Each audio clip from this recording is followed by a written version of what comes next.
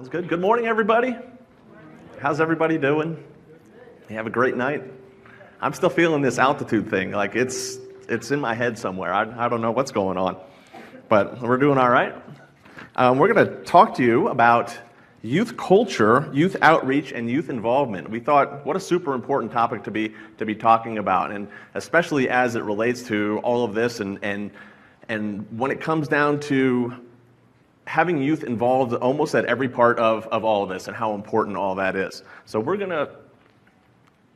got to go to slide 4 because we mixed things up a little bit, but we're doing all right. But for the goals for this part, we're going to talk about really creating the culture at your center and what that's really about. That is something I know that we at the Lehigh Valley Center for Independent Living really focused on. We feel that we've really created a culture at the SIL with all that we do.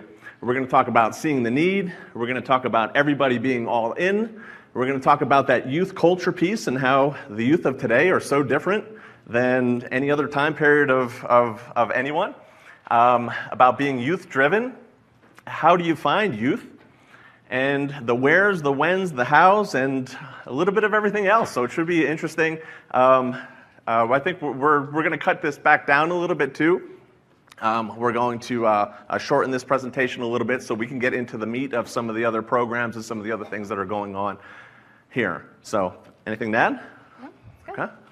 And we're going to go back to 3. So, you want to take that one? Really quick. So, I'm going to go off script already. I was sitting at breakfast this morning, and you guys have had a lot of information. You guys had all the regulation stuff, and you were supposed to learn it by lunch yesterday, and then you were supposed to hear all the programs really quick, and you were supposed to remember it, and then you were supposed to do the strategic planning and understand that, and that's a lot. That's a lot to take in. And I know you're ready to jump into the hows, the whys, and that was all heard from the Post-its, but I almost want to caution you to stop. Stop in this moment, because it's great that you have the energy, and it's great that you have the passion to want to have youth involved. But while you're hearing these things and you're going, $3 million? They already have a good relationship with VR. We can't stand VR. Whatever the situation is, I know, I'm from North Carolina. And so whatever that situation is, hear what they're doing, because I want to go back to yesterday when I was talking about some of my previous experiences at the center. I didn't have all those things when I came to these conferences, and I came to an ILRU conference one time and somebody was talking about like 36 million, and I was like, yeah, that's not our center or ever going to be our center. But I was able to take a snippet of different things that they were doing, come home and go, that's how this can look here. So don't think that you have to overwhelm yourself and recreate what they're doing. Just take what interests you, or as you're sitting here and you hear something that they're doing, you go, there's nobody doing that in my area. That's a need. As we start talking about needs, you know the gaps that are in your area. You know what's missing. And so when you're hearing these things, think about how those ideas are something you want to catch on to, and then go home and figure out how that works. Because I guarantee you, well, I'm going to volunteer you guys, sorry. What I did is I heard an idea, I thought about how it worked in my area, and then I called those presenters back and said, hey, I was there a year ago. Can you tell me how you did that? And maybe can we share some resources? And can you tell me a little bit about that? And that's how I got stuff going. So don't feel overwhelmed today. Hear the need that you need to be looking for. Maybe you know those gaps and you came here for that. That's what I really think we want to focus on, is don't overwhelm yourself to recreate. Fill that need, and first you have to identify that need. And so I think that's the part that we're going to go over, is how do you find that? Maybe you are here and you don't know the need. You've been here for a month and you have no clue what IL is. You're not the only one. Find out who is out there. We talked a lot about that yesterday, of what's your community talking about? How are they saying we don't have this? Or when people are coming to the center as individuals, what is that piece that they're talking about that they don't know how to do? Maybe it's they work with VR, but they don't really know how to transition to college, but they really want to go to college. And this keeps being a reoccurring theme. Then start investigating that. So find that need that's out there, pull some people together. I know Mary talked about this a little bit yesterday. Pull those people together. And feedback from staff. We talked about staff are great resources, but also see what they're dealing with too. We get caught up in so many consumers, so many things that sometimes we don't have the time to stop and think, what is a reoccurring issue that we're all having to work on? So one thing at our center, we were all doing driver's ed individually with consumers, which was eating up a lot of our time. And we realized driver's ed was not being offered to students with disabilities. They weren't talking about adaptions and all those different pieces that may affect your disability in driving. And so that's where we created a class out of that. It didn't happen because, ooh, I want to do this. This will be fantastic. It came from a lot of our consumers were coming to us individually as peer advocates and going, how do we do that? And so instead of, we maximized our time and dollars by putting it all together and learning at the same time.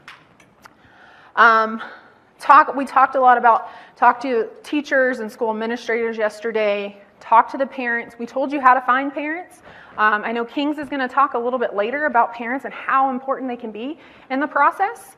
And see what everybody else is doing. One thing that we did in North Carolina is we started, a couple of people were doing youth programs, so we all jumped on the phone together, not as SIL directors, not as management staff, as direct service staff that were working with youth consumers or wanted to work with youth consumers, and we shared ideas.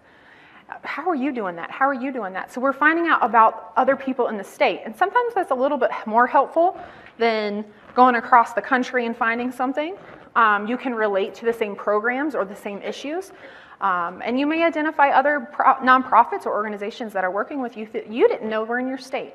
So reaching out to those around you. We talked about surveying yesterday. Ask. You don't know until you ask.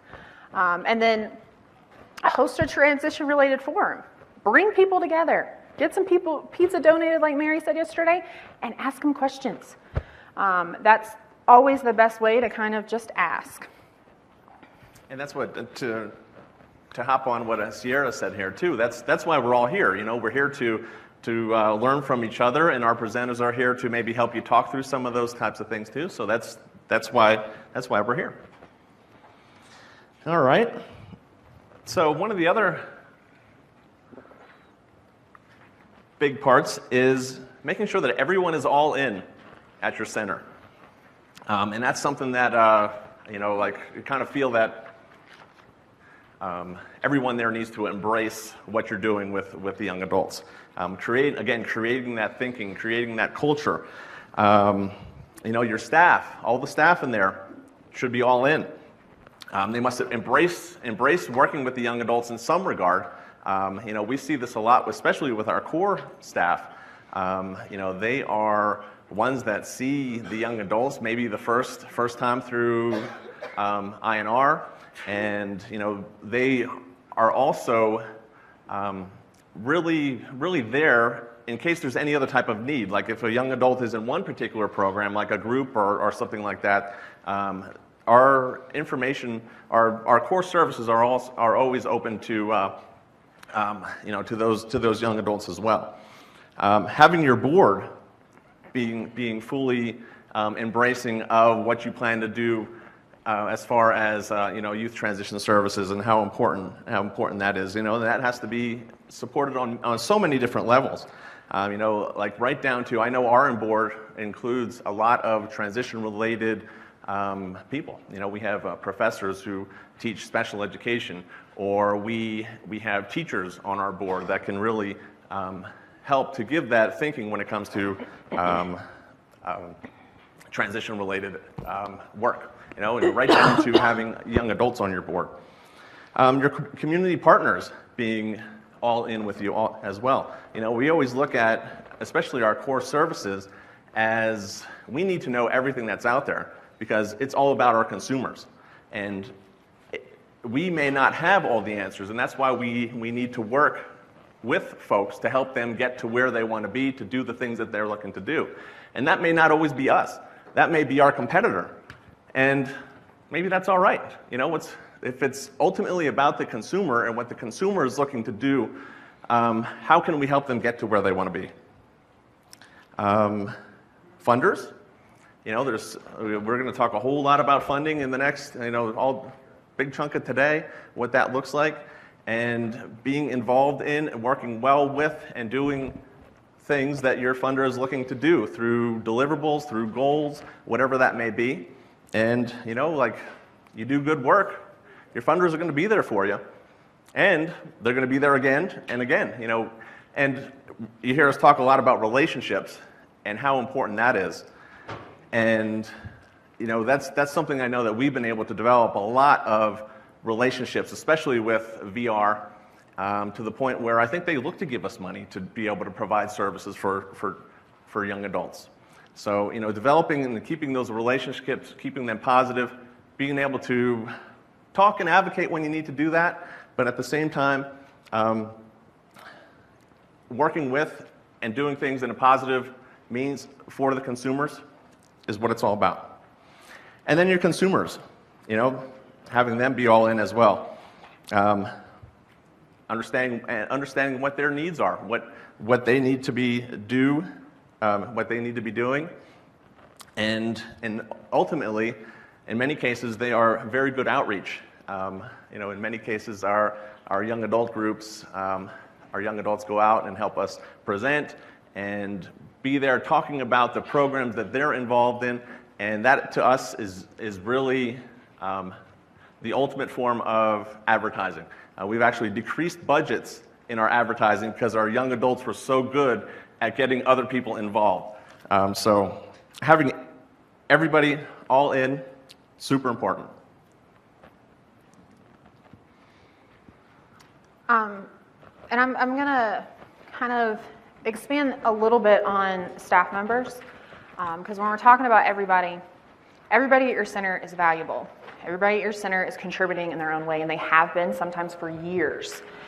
And now we have this new thing, and it says you have to focus on a population. And so then they either bring you on, or they move you position, or they just add a different hat to your job. And they say, you're going to do youth. And we really need to focus on this. We need to start working on this. And the center kind of starts targeting that thing. And the rest of the staff are like, we're still working hard. We still have these other services. That's one service, because they hadn't come to the training, so they don't understand all the differences that you're going to educate them about when you get back. But they're going, we're still working all these different services. Why are we so focused on youth? I don't get it. And that's because they don't understand. We really have to take the second to educate all staff about the value. Go back and show some history videos.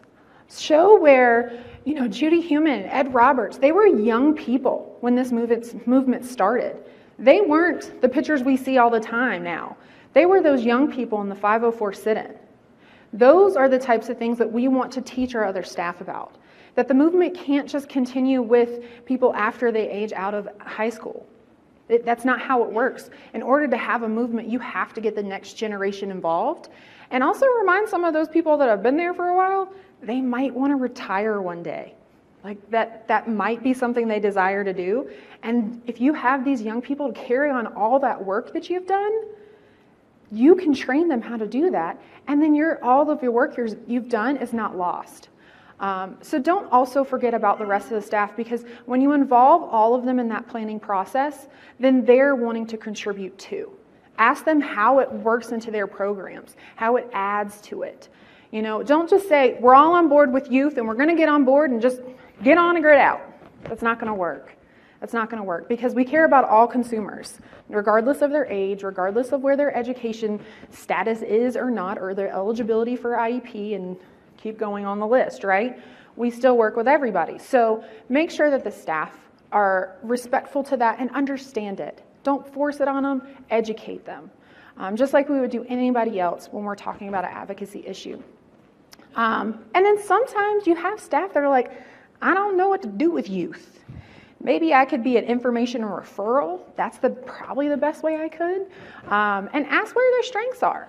Is it that they come and help out with a group because they really love that kind of stuff? Or is it that they're really good at Social Security, and when they need that, let them go to them because they're the expert? So involve them with all of the center. A lot of times we see young people that come into the center and they get attached to the youth person, And that's great, right? Because then they're involved in your center and they're doing stuff. But then what happens when they turn 25 or 30, which is for April? What happens when they start getting a little older? They don't know anybody else in your center. They don't want to come anymore. You're kicking them out of this? What? Introduce them to those other people along the way. Don't let them just feel comfortable with you. Let them feel comfortable in your center. That's what you want them to feel comfortable with. And when you're talking to youth, don't talk at them. They get talked at all the time. Ask them, have a conversation. So when you're talking about the CSR and all that eligibility, don't go, did you have an IEP? Did you have a 504? Okay, tell me about your school. Tell me about what you did with, in school. What could have helped you in school? With this accommodation? Oh, you don't know what accommodation? Let's talk about that. Have a conversation with them. Don't talk at them, because they're going to shut down and they're going to go, nope, don't like you. You don't care what I say. And this one's really hard. Are we ready? Let them fail. I know, we were actually just talking about, I have a really hard time with this. I'm kind of a control freak. You gotta give them the dignity of risk, just like any other consumer. And I see this with young people. Their parents go, oh, no, I'm gonna be guardianship over their money because they don't know how to do it. And they'll blow all of their money. Oh, no, I've planned all of her meals when she moved out because she's not gonna eat healthy and she'll gain lots of weight and be unhealthy. I gained lots of weight when I moved out. I blew a lot of money and it wasn't mine. And then I learned I didn't have any more money. So then I couldn't do that again. I learned I didn't really want to be big. And then I decided I'll just cut back kinda on my desserts. I mean, that's a learning process for anybody, disability or without. And youth with disability need to learn that more than anything, because a lot of times they've been sheltered and carried and they don't know what it's like to fail. But that's where a center is fantastic for teaching, because once you let them fail and you can see it coming, you don't just go, well, whatever, your choice. You educate them. So, okay, these are your options. You can go and blow all your money on that new TV you want. Or, yes, the game is $30 to buy and you have $25 and you're going to use your extra $5 in savings, which is your grocery money. That's your options, but what are you going to do for food? Okay? And then they go buy the game and they have no more money for food. Guess who they're coming back to? You. And you do not go, well, I told you, and now you got to figure it out. No. That's what our parents did, and we hated it. So then you go, now what do? You don't have any money for food. Where do we go from here? What are your options? And then once they figure out their options of how to eat, what are you going to do next month? Did we learn anything? And you know what? I've had a lot of people that did not learn anything. It took 6 months. And they were broke every month. And we wrote the new budget every month. And then somebody else came behind them that they were friends with, and they blew their money. And they go, no, you shouldn't do that. And taught that other person how to budget. And he still had no money. But he learned something. And I'm happy to say that he budgets now. He's independent and can budget. But those are the kind of things that they have to fail. That's part of, everybody in here has had something that we failed at. And that helped us learn. But we've got to be that person to help them learn, because I guarantee you that parent is right there ready to say, not all times, but sometimes ready to say, well, I told you they were going to fail. I told you. And now they don't need to do that. You have to then educate the support system around that young person. So that one's a hard one. If you're working with young people, kind of what I just said, don't criticize them. When we mess up, we know we messed up, right? Y'all had some of those questions on there. One was a time you did something wrong and you knew it. That was a question. Yeah, you knew you were doing something wrong. You knew you weren't doing it right. Probably just was salt in the wound for somebody to go, well, you didn't do that right, and you know that. So talk to them. Be constructive. Figure out how to offer that solution. Brainstorm those things. Equality and respect. Some of you guys have kids. Some of you guys have grandkids. These are not your kids, even if they're young. Don't call them kids. I know, and I slipped into it yesterday, and I was like, oh, that's funny, I'm going to talk about it, and I just did it. It's one of those things that, they want to be seen as equal. A young person. Maybe they just want to be called by Susan, their name. Or the classroom, the students. Try to avoid that because it's really demeaning to sometimes, especially if it's a teenager, and you're saying that, they're already, that kind of puts a position in their mind that you think they're already young. You're young and dumb. You don't know anything. That's not what we want to perceive, and sometimes we don't even realize our words can do that. Kiddos send shivers through my spine every time I hear someone say that. That just... The group of kiddos are going bowling tonight. Yeah. Oh, really? How old are they? 20? Oh, that's weird. And just let's remember, we did that activity this morning so you could start remembering what it was like to be a teenager. Yes, I will say that when I was 17, I knew everything when I was 17, and you could not tell me any different because I was so smart. We know that they have a lot to learn, but when you tell them that, did you guys want to hear that you have a lot more to learn? You just don't understand yet. Those were the people you said, yeah, I know everything. And you didn't listen to them. You want them to listen to you. Take time to work with them. Don't tell them they don't understand yet. Show them what they don't understand, and then they'll learn it. The real world, a lot of times you hear in high school, you're going to leave the high school and you're going to go to the real world. Are you ready for the real world? Unless it is on MTV. And it's not real. When we talk about the real world, don't make it such a big foreign thing. They live in the world, and it's real to them. Again, go back to educate them where they don't understand. Don't tell them what they don't understand. Just educate them. Throw it in as a, hey, did you know about money management? Hey, did you know about this? Because then they're wanting to learn. And remember acronyms. We fall into it. Clearly, we had to write them down for you guys. So you lose youth as soon as we start talking about acronyms because they don't care about the alphabet soup. If it's not a text-ready shorthand, they don't know it. And so don't expect them to. Language test. Oh, yep. So we are going to skip this. I want you all, this is your homework. I want you all to go home because we want to get to the hows and whens faster and take this. It is a test on all the up-to-date slang words. So when you think that you know everything about youth, that will put you back down to size. And I will be honest, I had to maybe text my niece in high school and say, I don't know what these mean. Can you teach me this? Because by the time you learn those, they're going to change. But it's good for you to at least catch up with that generation. But my point is, don't come in using slang terms or try to be cool. Be you. They can spot a fraud a mile away. If you're in your 50s or 60s, own it. Own it. Be real to them. Really quick story. I'm sorry, I'm kind of long-winded, but I went into, and I was cool. Remember, I was cool. I was the youth in my center, and I went into a classroom, and they told me to kick rocks. And I was like, "We're inside. There are no rocks." In case you didn't know, that's a saying, like, "Get out of here," because he was like, "Kick rocks and fall back," and I was like, "There are no rocks in front of me, and I'm not falling. I'm just sitting down."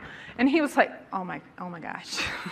Oh my gosh, no, like you didn't get that at all. And I was like, all right, well, I won't try to be cool and use that again. And I did the ultimate like old person thing the end of the class. I was like, you kick rocks and fall back. And they were like mind blown. So sometimes if they know that you're not using that and you throw it in there, it can be a little funny. But ask them, be real, ask them. I didn't know what it meant. I should have said, hey, I don't know what that means, so can you explain that? Make me youthful-minded. Because you'll actually be surprised what you learn from them. Give them time to talk, and even though you don't understand the kick rocks and fall back language, it means something to them. And that's how they talk, and if you can understand that, then you can connect. And I am not cool. And I get my chops busted constantly by the group of young adults I work with. But there's such a back and forth with all that helps us really relate to things and helps, I think, but it's that approach, that you take with them, and which is so cool. So just to piggyback a little bit more on what Sierra said, looking at that whole youth culture thing, it's really recognizing that the youth of today have their own culture, and I mean, they're growing up in a world that uses cell phones and devices and everything that I still don't understand fully, they have an approach or a way about things that they're doing. I do my best to relate to all that. I mean, I have a 16-year-old son that kind of helps me out with some of that stuff a little bit. But it's definitely recognizing that culture and the fact that it is different. And again, I could get away with it and trying to be, not cool or whatever. That approach definitely helps with things. But it comes down to that whole realistic portion of things and really not dream squashing. We don't really we don't look to be the squasher of dreams. Is that your nickname? Yes, that's Joe's nickname. But trying to be real at the same time, helping people find what they're interested in trying to do and accomplish. And looking at the youth culture of today and really what maybe those requirements are of society, right? I mean, do young folks know a world where they're not on Facebook, Twitter, Instagram at work, and is that okay? Is that something to think about and work through for a young adult? And really coming down to the fact that it's really all about that approach. Treating, like Sierra said, treating the young adults not like children. One of the classic stories that we often talk about is we were in a certain city in Pennsylvania, talking to a number of teachers, and the teachers had their part of the training during the day, the young adults had their part of the training during the day, and the young adult part was awesome. Really, a lot of great things at the end of the day. Everyone was all excited. They wanted to take pictures because they wanted to put it on Instagram, and they really enjoyed everything, and the teacher came up behind them and was like, all right, we got to head back to school now. Who needs to use the potty? And these are 17, 18, 19-year-olds. My 9-year-old would have a fit if I asked him if he needed to use the potty. So how important is language? Like you said, language is so important when we're working with young adults. You want to show them the respect, the fact that they are young adults, and treat them as so. Dressing for your audience, and how important that can be. Like we have our certain dress codes for the SIL. We try to maintain a professional appearance at all times whenever we're doing whatever we need to be doing. But when we're doing group work and some of the other things, we're dressing down a little bit. When we're maybe doing our job coaching and things, we're dressing for where we need to be. So if we're in a stable shoveling stuff, we're dressing for that. But if we're going to meetings, we're dressing for that. If we're doing a young adult meeting in the evening and there's not much going on, we're dressing for that. And then the term that we use a lot in Pennsylvania, I don't know if people use it in other places, but it's about being an adult ally and not a boss. And being an adult ally in itself is we could probably spend a ton of time. It's a whole presentation on itself. Just because there's a certain mindset that you have when you're working with the young adults and how you kind of approach it. It really is something that is so important. I think for a SIL and people that work at a SIL and kind of get that thinking anyway, it's very similar to that kind of thinking. But we wanted to take a minute here to ask people, well, first of all, we've done some research around Pennsylvania too, asking some young adults what they thought about what youth say about adults. And there's some quotes. I'm going to read them to you because I think they're really interesting. We actually do a presentation about this back home. But one of the comments was, "How can I advocate for myself when I'm given no power? Are my ideas even considered? I always feel yesed at. And when I speak at a meeting, everything stops, then starts back up like nothing happens." So those are coming directly from young adults that we've taken those quotes from. So those are pretty powerful. You start thinking about youth engagement, youth involvement, youth leadership, all that type of stuff, and these are the kind of things that they're thinking. So we wanted to just throw this out, take a couple minutes to ask people what they think being an adult ally is. Okay, anybody calm have down, any not all thoughts? hands at once. Oh, we got one in the back, Tim. Oh, no. Oh. Now? For me, it's being honest, letting them know where I'm from, where I'm at, and establishing that trust. Honest and trust. A good listener.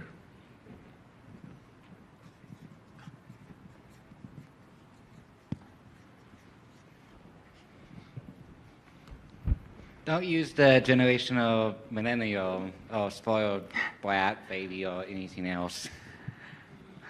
I'm The sorry. millennials. Don't use the generation millennials Don't or use- the generation ADA. Is that what you said? Yeah. Being open-minded to just whatever they want to talk about. Not being a parent. There you go. A lot of times they have more than one of 5 of those. Being realistic without being condescending. Build a relationship with the youth. Meeting them at their level. Good one. I feel like humor is important too, just being Yes. able to laugh and joke around with the kids and, you know, just be able to get on their level and feel like everything's not so structured. Absolutely, I totally agree with that. Absolutely. Trauma informed. What was the first part? I'm sorry. Trauma informed? Trauma informed? Yes. It's a term. I think it's also to be willing to acknowledge when you make a mistake or that you're wrong. And they let you know it. Mary, will you actually take it back to him? Somebody wants the trauma-informed definition. The guy that said it, right there. If you could share with us a little bit more about what that means. So something that's happening in Colorado that's starting to spread throughout the country is something called trauma-informed care. And it basically means that the people, the staff that we work with, have an understanding of what's happening with this person. And so instead of having the person re-traumatize and telling the same situation over and over again, the staff is trauma-informed, and so that people know what's happening with this particular individual. Yeah, nothing frustrates anybody. We're not just talking about young people. Anybody to go through your whole entire story and then go, okay, well, you probably would be great to meet with this person. And then they start it over. Yeah, that's great. Anybody else? One of my, what I like to do is listen for the dreams and try to help make them happen. I work with a young gal who wants to do public speaking, and she wanted to go to North Korea to start. So we had to pare that down a little bit, but so it's great to do that. Transparency. Yeah, Did you have one? these are great. Yes, absolutely.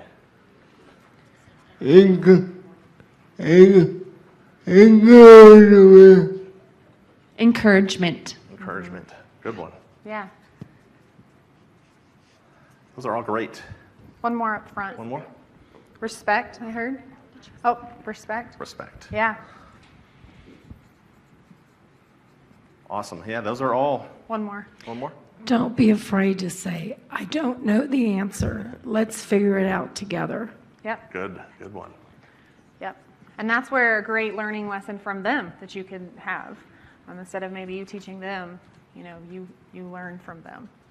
All right, so I think we've covered is, and you those are guys some seem good to be ones. experts on it. So I think you'll know everything about what not to do now. Is not. Up front.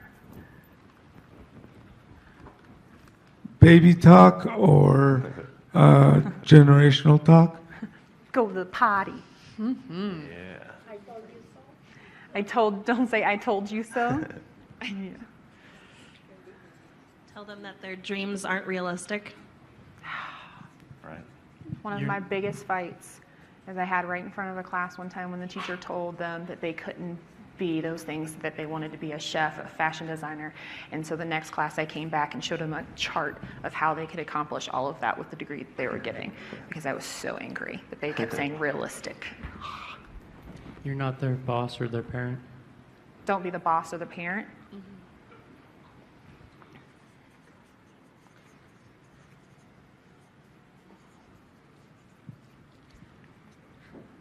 Don't make them feel dumb or below you.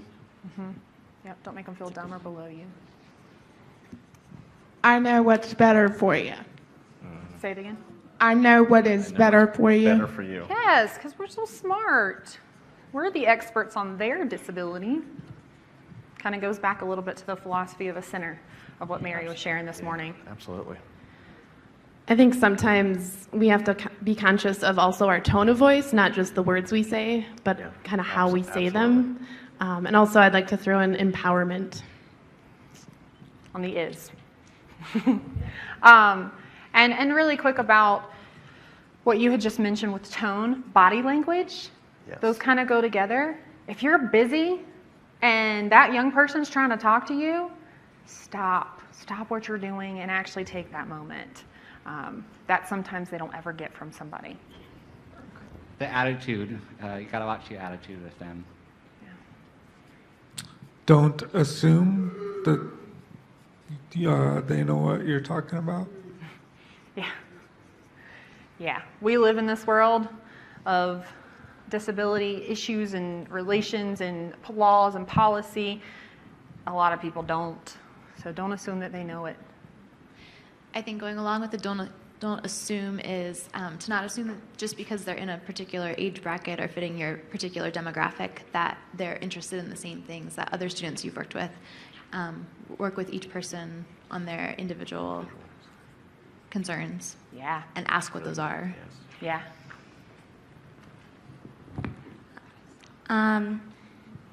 I think really trying to get to know them and making them feel important and developing more of like a friendship with them where they feel that they can trust you, and finding out what they like and what they do on their downtime and so forth. That really builds a lot of personal, where they feel like they have a friend, and so therefore they open up a lot more.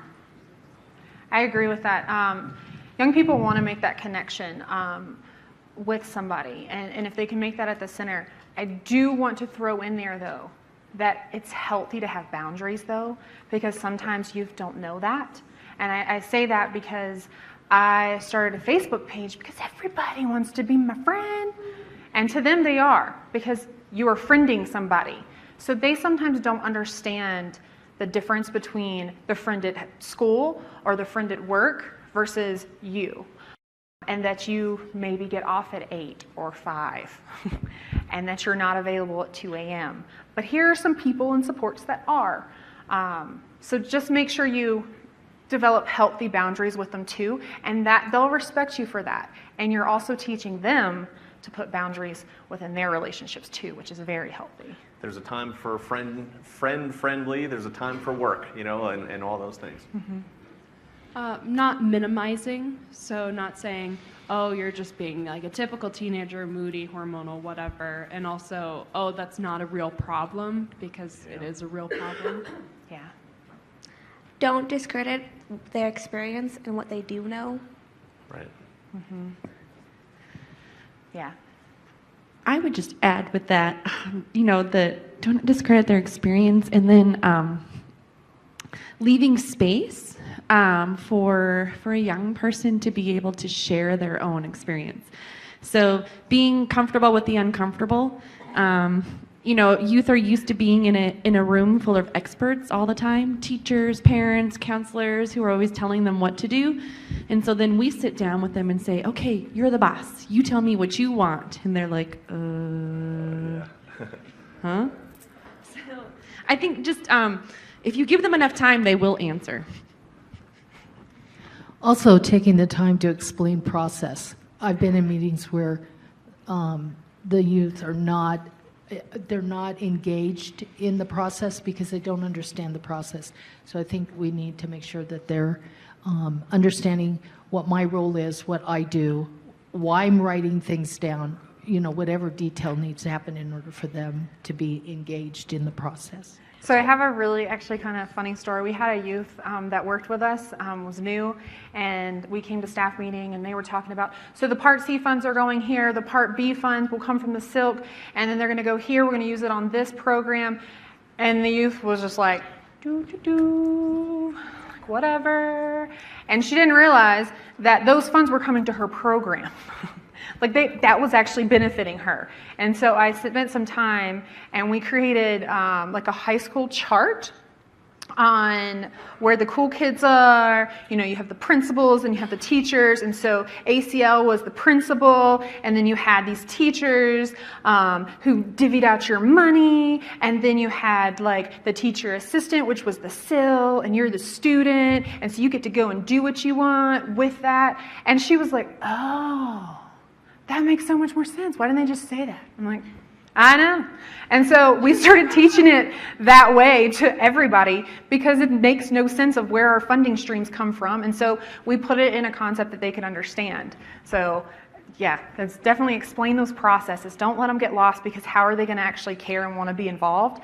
Because the next meeting when they tried to change our Part B, she was like, wait a minute, our Part B money. And she looked at me, she was like, those are the teachers? And I was like, yeah, you're right. All right, we need those funds from the teachers. How can we go talk to them? And I was like, so she needs those funds from the Silk, and that's what that means. But she was able to advocate for it because she felt empowered with the knowledge of what was going on. So don't ever miss those opportunities.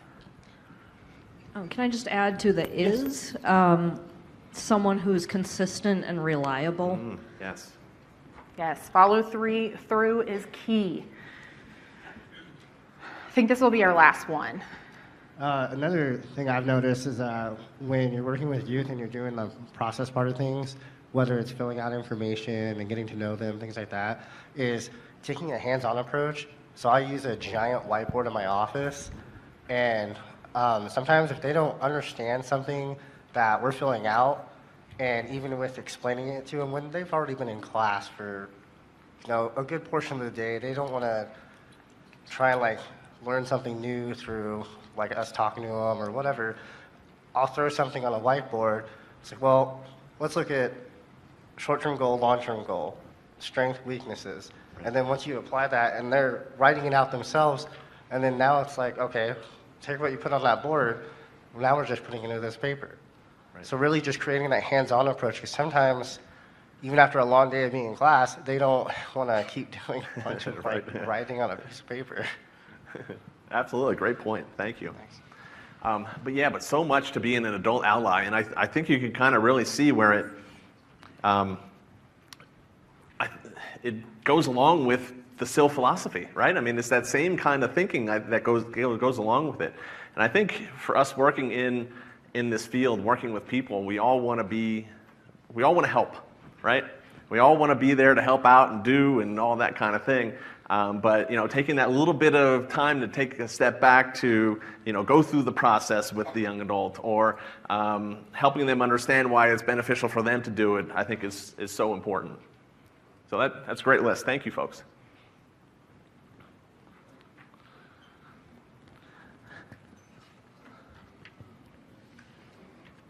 So then, looking at being youth-driven in so many of the different things that we do. Youth tend to follow other youth, and so much can be learned. I love when our young adult groups get together, and there's so much to be learned from them being cross-disability, and there's so much to be learned from the experiences that each one has gone through. And there's so much to be that young adults can share from one to one another. And I mean, to be honest, they really don't even want to hear from me. They want to hear and will take the information better from the other young adults than myself or the other staff and that type of thing. I hear that so much, and that's why we typically like to have the young adults go with us whenever we go anywhere, because those young adults can use what we call positive peer pressure.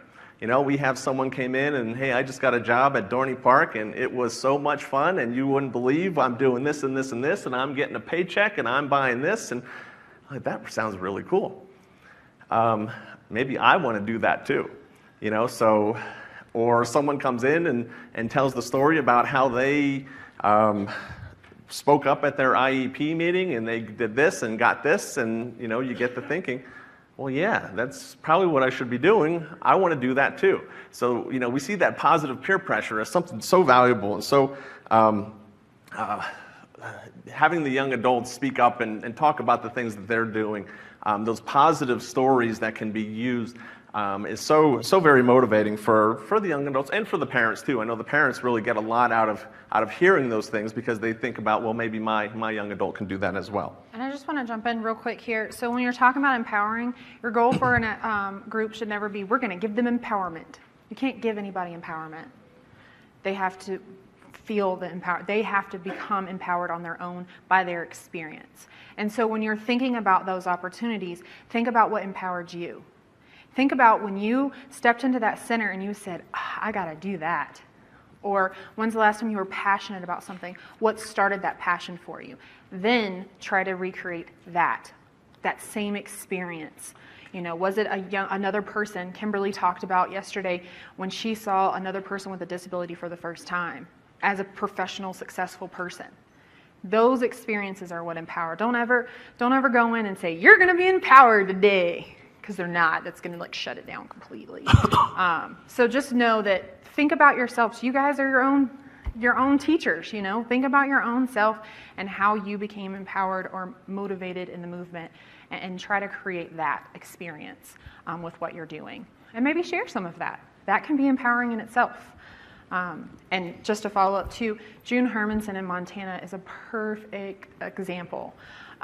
She does not go to a meeting without a young person. Ever.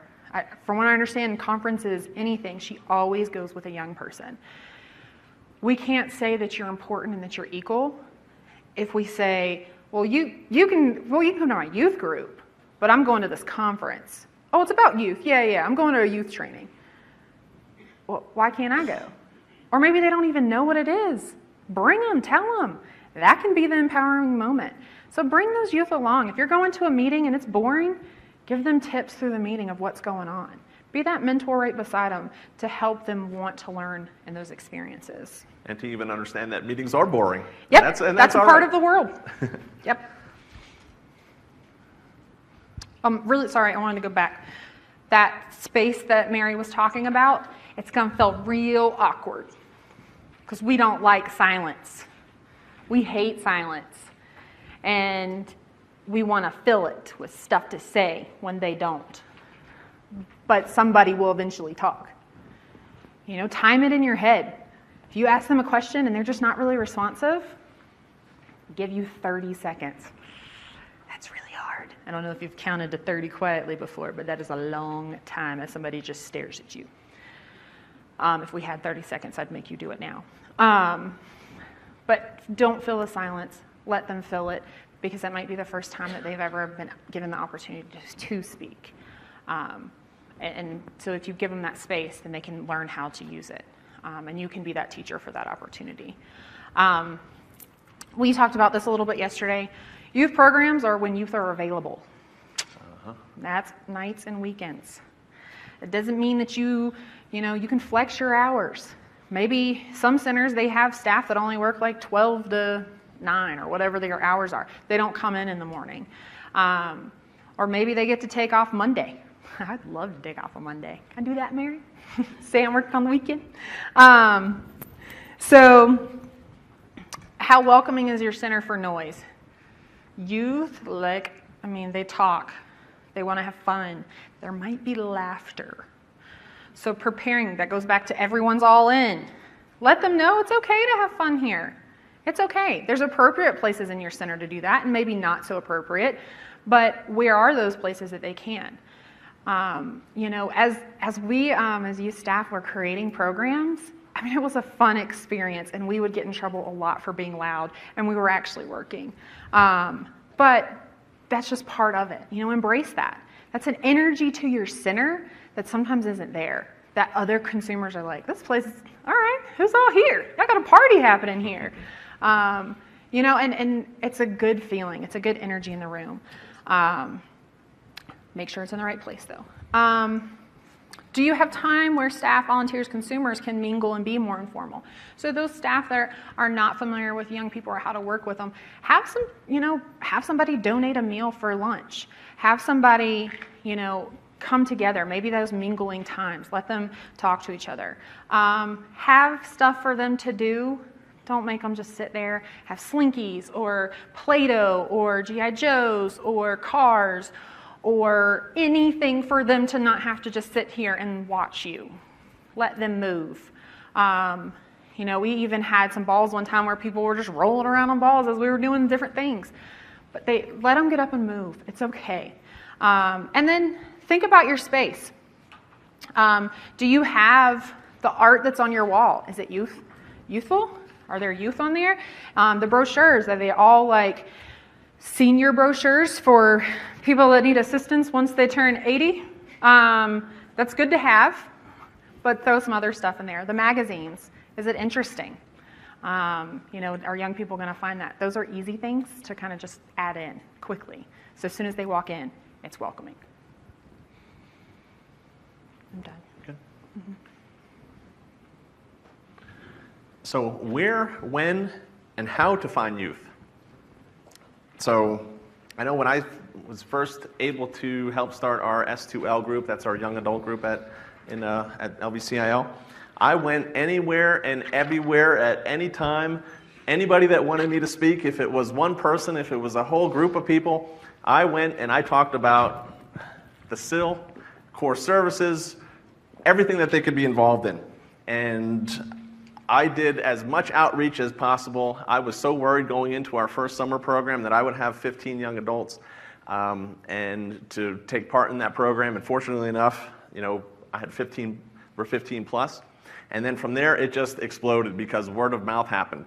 And incorporating young adults into that outreach, and parents know parents, like so many of the young adults that I get to work with on a regular basis are doing a whole bunch of other things together too, if it's other sports or other activities, or so people know people. So there's so much of that type of outreach that goes on when you're doing this, and if you're doing it well, like the word will spread. Getting out to, I went to every community partner that I could think of, any school that would let me talk, any county office, transition councils, VR, you name it. Really talked about all the good stuff and all the positive stories, having those young adults talk about their successes, and just the SIL philosophy itself and how empowering that is.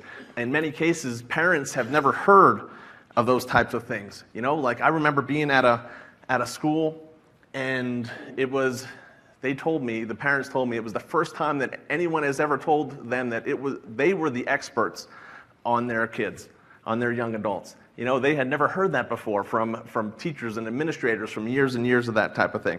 And it just hit home to me. But it's creating that buzz, and that excitement that around it. Like a lot of the people that I've met here today and a lot of the, the staff, have that really positive energy that people are drawn to, and I love that. That's just a natural thing for a young adult. I think we see, and I think we see a lot of that in the people in this room. I know our presenters have that energy that just draws people in. And social media, like where do young adults go? How do they connect? Today it's on social media. I sat in on a meeting with a principal at one of our local high schools, and he told us that social media was not a way to engage youth. And we just kind of laughed at him. I'm sorry, sir, but we totally do not agree with that. I still don't know where he's coming from on that one. But then, like Sierra said, where and when you have to meet the young adults where they are when they want to be doing things. Our group meets on a Friday night because that's what young adults do. They hang out. They want to hang out on a Friday night, eat pizza, do fun things. And like we said yesterday, and Sierra said a little bit here too. I had someone made the comment to me, "How do I do programming youth programming and not work evenings and weekends? And like everyone here said, the answer is you don't. You know, that is not a possibility. Really quick about the social media piece. How many of you know how to operate all of the social media pieces? Yeah, that's what I thought. Not a lot. Guess who do? The youth. Yeah, isn't that amazing? Them, yeah. So bring them in and have them do a training with you, and they can teach you. And maybe you want to pay them, or maybe that's an opportunity for them to lead.